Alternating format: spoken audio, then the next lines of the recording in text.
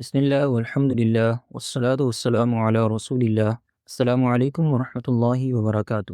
کیا آپ جانتے ہیں کہ بہت سے لوگ قرآن پاک تو پڑھتے ہیں لیکن صحیح تجوید کے بغیر، اور بعض اوقات ایک چھوٹی سی غلطی حرف کی آواز اور معنی تک بدل دیتی ہے۔ اس لیے آج ہم سیکھیں گے کہ تجوید کیا ہے اور قرآن پاک کو درست طریقے سے پڑھنا کیوں ضروری ہے۔ قرآن کریم میں ہے آتیناہم الکتاب یتلونہ حق تلاوتی اولئک یؤمنون بہ، کہ وہ لوگ جنہیں ہم نے کتاب عطا فرمائی یعنی قرآن پاک، وہ اس کی تلاوت کرتے ہیں جیسے کہ تلاوت کا حق ہے، وہی لوگ مومن ہیں۔ یعنی ایمان والے وہ لوگ ہیں جو قرآن کی تلاوت کرتے ہیں، جب تو ایسے کرتے ہیں یتلونہ حق تلاوتی، یعنی اس کا حق ادا کر کے تلاوت کرتے ہیں، تو وہی ایمان والے ہیں۔ قرآن کی تلاوت کا حق کیا ہے؟ رسول اللہ صلی اللہ علیہ وآلہ وسلم نے فرمایا اقرأ القرآن بلحون العرب واصواتها، کہ قرآن کو عرب کے لب و لہجے میں پڑھو۔ یہی وہ لہجہ اور یہی علم ہمیں تجوید سکھاتا ہے۔ تجوید ہمیں سکھاتی ہے کہ حرف کہاں سے ادا ہوگا، زبان کہاں لگے گی، آواز سافٹ ہوگی یا ہیوی، کس حرف کو کھینچنا ہے۔ اکثر لوگ قرآن پاک کو پڑھتے ہوئے جلدی جلدی صرف الفاظ کو پڑھنے پر فوکس کرتے ہیں، ان چیزوں کا خیال نہیں کرتے، جس کی وجہ سے بعض حروف کی آواز بدل جاتی ہے اور بعض اوقات اس کے معنی تک بھی بدل سکتے ہیں۔ اس لیے تجوید کا جاننا بہت ضروری ہے۔ تجوید کیا ہے؟ قرآن کریم کو مخارج، صفات اور قواعد و ضوابط کا خیال رکھتے ہوئے تلاوت کرنا تجوید کہلاتا ہے۔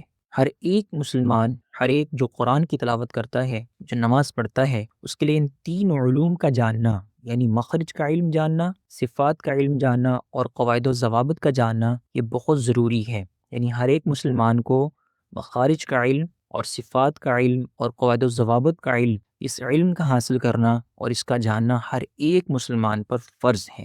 مخرج کا علم جاننا کیوں ضروری ہے؟ ایک لفظ ہے الحمد، ہم اس کو پڑھتے ہیں ہا کے ساتھ، اور اس کا معنی بنتا ہے سب تعریف ہے۔ یہ لفظ حلق سے ادا کیا جاتا ہے اور نرمی کے ساتھ پڑھا جاتا ہے حمد، الحمد، حمد، الحمد للہ، تو معنی بنتا ہے کہ سب تعریفیں اللہ کے لیے ہیں۔ لیکن ایک شخص جو مخرج کا علم نہیں جانتا، وہ اسے پڑھتا ہے الحم، یعنی اس ہا کے ساتھ پڑھتا ہے اور اس کا معنی بن جاتا ہے سب ہلاکتے ہیں۔ تو یہ مخرج کا علم نہ جاننے کی وجہ سے وہ حمد کو حمد پڑھتا ہے، اور عمومی طور پر اردو کے اندر ان دونوں حرف کی کوئی فرق نہیں کیا جاتا، ہا کو ہا ہی پڑھا جاتا ہے، ہا اور ہا پڑھا جاتا ہے، لیکن عربی کے اندر ان دونوں حروف کی آوازوں میں فرق ہے، اس کو ہا اور اس کو ہا۔ تو وہ شخص جو مخرج کا علم نہیں جانتا، وہ ہا حمد کو حمد پڑھتا ہے، اور جس کی وجہ سے معنی کیا بنتا ہے سب ہلاکتے ہیں۔ نعوذ باللہ، یہ بہت بڑی غلطی ہے۔ اس طرح ایک اور اگزامپل ہے علیم، عین کے ساتھ، اور اس کا معنی ہوتا ہے جانے والا، اللہ تعالیٰ کی صفت ہے۔ اور ایک شخص جو مخرج کا علم نہیں جانتا، وہ اس کو علیم پڑھتا ہے حمزہ کے ساتھ، اور جس کا معنی بن جاتا ہے دردناک۔ تو یہ دیکھیے کتنا برا معنی بنتا ہے۔ علیم جہاں پر اللہ تعالیٰ کی صفت ہے کہ وہ ہر چیز کو جاننے والا ہے، وہاں مخرج کو نہ جانتے ہوئے اور مخرج کی غلطی کی وجہ سے معنی کیا بنتا ہے علیم، یعنی کہ دردناک۔ نعوذ باللہ کہ وہ ہر چیز کو درد جو ہے وہ دینے والا ہے یا تکلیف مبتلا کرنے والا ہے، نعوذ باللہ۔ اس لیے مخرج کا علم جاننا یہ بہت ضروری ہے تاکہ درست قرآن کریم کی تلاوت کی جا سکے۔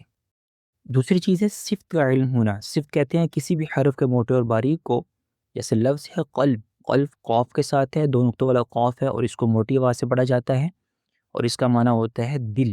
اور اسی طرح جو شخص اب صفت کا علم نہیں جانتا، اس کو نہیں معلوم کہ کون سا حرف موٹا ہے اور کون سا باریک ہے، تو اس کو پڑھتا ہے قلب، یعنی قلب اور قلب، تو بہت مائنر اور چھوٹا سا فرق ہے، قاف کو موٹا ہے اور باریک ہے، اور لیکن اس کا معنی کا بن جاتا ہے دو۔ تو یہ دیکھیے کتنا ہی برا معنی بنتا ہے کہ صفت کا علم نہ ہونے کی وجہ سے، کہ قلب لفظ ہے، قلب قاف کو موٹی آواز سے اور یہ باریک ہے، تو یہ قلب۔ تو قرآن کریم کے اندر تو بہت کثرت کے ساتھ قلبہم، قلوبہم کا ذکر ہے، جس کا معنی بنتا ہے دل، لیکن ایک شخص جو صفت کا علم نہیں جانتا، وہ اس کو قلبہم یا قلوبہم قلب پڑھتا ہے، اور جس سے جو ہے یہ معنی بنتا ہے جو کہ بہت ہی برا معنی ہے۔ تو اس لیے صفت کا جو ہے وہ علم جاننا بھی بہت ضروری ہے۔ اس طرح قواعد و ضوابط کی ہم نے بات کی کہ تیسرا علم جو تجوید کی ڈیفینیشن میں ہے وہ ہے قواعد و ضوابط کا جاننا۔ کچھ رول ریگولیشنز ہیں جن کا جاننا بہت ضروری ہے۔ مثلاً لفظ ہے خالق، اس کا معنی ہے اس نے پیدا کیا، لیکن یہ بھی لفظ ہے خالق، یعنی آخر پر تھوڑا سا اس حرف کو کھینچ دیا، باقی تمام تینوں حروف ایک جیسے ہیں، خلق خلق، لیکن آخری تھوڑے سے حرف کو کھینچ دیا تو اس سے معنی کا بن جاتا ہے ان دونوں نے پیدا کیا۔ تو یہ دیکھیے کتنی بڑی غلطی ہے کہ خلق اس نے پیدا کیا، لیکن صرف لفظ کو تھوڑا سا کھینچ دینے کی وجہ سے اس کا معنی بن جاتا ہے ان دونوں نے پیدا کیا۔ یعنی کہ ہم خود قواعد کا علم نہ جاننے کی وجہ سے، یہ معلوم نہ ہونے کی وجہ سے کون سا حرف کھینچنے والا ہے اور کون سا حرف نہیں کھینچنے والا، ہم یہ اتنی بڑی غلطی کر رہے ہیں کہ خود ہم یعنی جیسے ہم کہتے ہیں کہ اللہ تعالیٰ نے پیدا کیا، لیکن ہم کہتے ہیں نہیں ان دونوں نے پیدا کیا صرف لفظ کو تھوڑا سا کھینچ دینے کی وجہ سے، یعنی ہم خود ایک شرک کی نسبت جو ہے وہ کر رہے ہیں۔ اس لیے ہمیں یہ بھی علم جاننا ضروری ہے کہ کس حرف کو کھینچنا ہے اور کس حرف کو نہیں کھینچنا۔ ذرا لفظ نزل شد کی غلطی تو اس کا معنی بنتا ہے کہ اس نے نازل کیا، اور اگر بغیر شد کے اس لفظ کو پڑھیں گے نازلہ تو اس کا معنی کیا بن جائے گا، وہ نازل ہوا، ایک نازل کیا اور دوسرا خود نازل ہوا، تو دیکھیں معنی کتنا جو ہے وہ تبدیل ہو جاتا ہے۔ اس طرح قرآن کریم کی تلاوت کرتے ہوئے ہم اپنی مرضی سے وقف بھی نہیں کر سکتے ہیں۔ جیسے یہ جملہ دیکھیے، روکو مت جانے دو، اور اس جگہ پر وقف کیا گیا۔ اس طرح دوسرا جملہ ہے روکو مت جانے دو، تو پہلے جملے میں روکو کے بعد وقف کیا گیا اور دوسرے جملے میں روکو مت کے بعد وقف کیا گیا۔ تو ذرا بتائیے اور دیکھیں کہ ان دونوں جملوں میں کیا فرق ہے۔ حالانکہ ان جملوں میں جو الفاظ ہیں وہ بالکل سیم ہیں، الفاظ میں چینج نہیں ہے، لیکن صرف وقف چینج کرنے سے اس کے معنی میں بہت بڑا جو ہے وہ فرق آ رہا ہے۔ جیسے پہلے جملے میں اگر آپ دیکھیں تو لفظ ہے روکو سٹاپ، اور اس کے بعد مت جانے دو، یعنی پہلے جملے میں رکنے کا اشارہ ہے، اور دوسرے جملے میں کہا گیا ہے کہ روکو مت جانے دو، یعنی دوسرے جملے میں جانے کا اشارہ ہے۔ پہلے جملے میں رکنے کا اشارہ ہے اور دوسرے جملے میں جانے کا اشارہ ہے، یعنی کہ بالکل ٹوٹلی معنی جو ہے وہ اس کے اپوزٹ معنی بن جاتا ہے وقف چینج ہونے کی وجہ سے۔ ایک اور جملہ لیتے ہیں، لفظ ہے اٹھو مت بیٹھو، اور اسی طرح اٹھو مت بیٹھو۔ تو پہلے جملے میں اٹھو کے بعد وقف کیا، مت بیٹھو اٹھنے کا اشارہ ہے، اور دوسرے جملے میں اٹھو مت بیٹھو یعنی بیٹھنے کا اشارہ ہے۔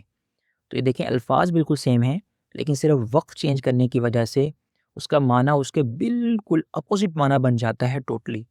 تو یہ بہت بڑی غلطی ہے عمومی طور پر۔ اسی طرح جب ہم قرآن کی تلاوت کر رہے ہوتے ہیں اور ہمیں نہیں معلوم کہ وقف کیسے کرنا ہے اور کہاں کرنا ہے، تو ہم اپنی مرضی سے کہیں وقف کر لیتے ہیں، اسی طرح معنی جو ہے وہ بدل جاتا ہے اکثر اوقات، کہ اللہ تعالیٰ ایک کام کہہ رہے ہوتے ہیں، ایک بات کا حکم دے رہے ہیں، لیکن ہمارے وقف کرنے کی وجہ سے وہ کام کیا ہوتا ہے کہ اللہ کہتے ہیں یہ کام کریں، ہم وقف غلط کر لیتے ہیں اور معنی بن جاتا ہے کہ نہ کرو۔ تو اس لیے ہمیں یہ جاننا بہت ضروری ہے کہ وقف کیسے کیا جائے، کہاں پر کیا جائے۔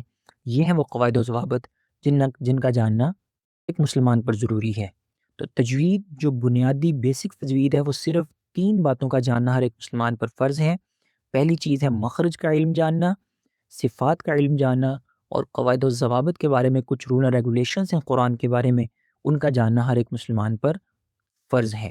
قرآن پاک صرف پڑھنے کے لیے نہیں بلکہ صحیح پڑھنے کے لیے نازل ہوا ہے، اور جب ہم صحیح تجوید کے ساتھ قرآن کی تلاوت کرتے ہیں تو تلاوت زیادہ خوبصورت اور دل کے زیادہ قریب محسوس ہوتی ہے۔ اگر آپ بھی قرآن صحیح پڑھنا چاہتے ہیں، تجوید آسان طریقے سے سیکھنا چاہتے ہیں، بچوں کو قرآن سکھانا چاہتے ہیں، تو ہمارے چینل کو ضرور سبسکرائب کریں اور اس ویڈیو کو اپنے دوستوں اور اپنی فیملی کے ساتھ ضرور شیئر کریں۔ جزاک اللہ خیر۔ السلام علیکم ورحمۃ اللہ وبرکاتہ۔